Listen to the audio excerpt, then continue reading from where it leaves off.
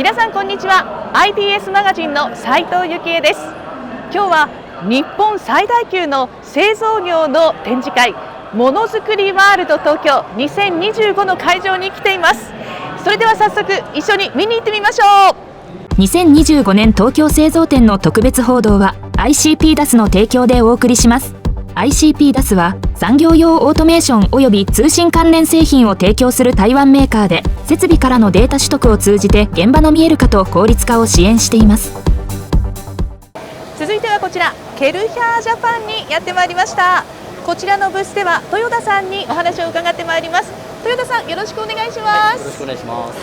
豊田さん、今回はどういった商品をご紹介されているんでしょうか。はい、私たちはですね、ドイツにある、ケルヒャーという清掃機器メーカーの日本の現地法人のケルヒャージャパンでございます。我々は、業務用の清掃機器と、ホームユースですね、ご自宅で使われる、家庭用の清掃機器、大きく2つに分かれています。で、私どもは製造工場で、使っていただけるような、耐久性に優れた清掃機器の方の展示、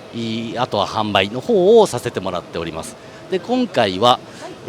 こちらにですね、清掃機器の中でも床面の洗浄機というものがありまして、そちらの機械の展示をしております。床面に特化しているということですか。はい、そうです。かなり大きなサイズですよね。はい、こちらの方は床面洗浄機の中でも、人がですね、動かすものではなくて、自ら教え込ませたルートを進ませるようになっているロボット式の床洗浄機になっております。ここのタッチパネルで操作をするんですか。はい、そうです。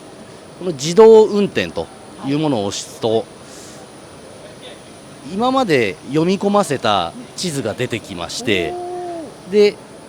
こちらの方を選択すると自動で動くというものになります。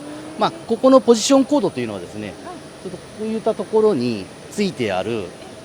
こういうコードを読み込ませるんですか。読み込ませます。そうするとここがスタート地点ということを機械が判断しまして、教え込ませたルートを進むと。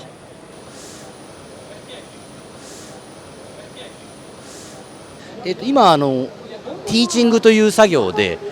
動作させるルートを教え込ませました。はい、でそちらの方を行って、で行った結果という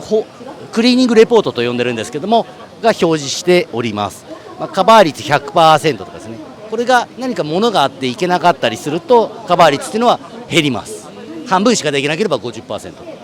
で、実際に本来は水を出して床の汚れを落として、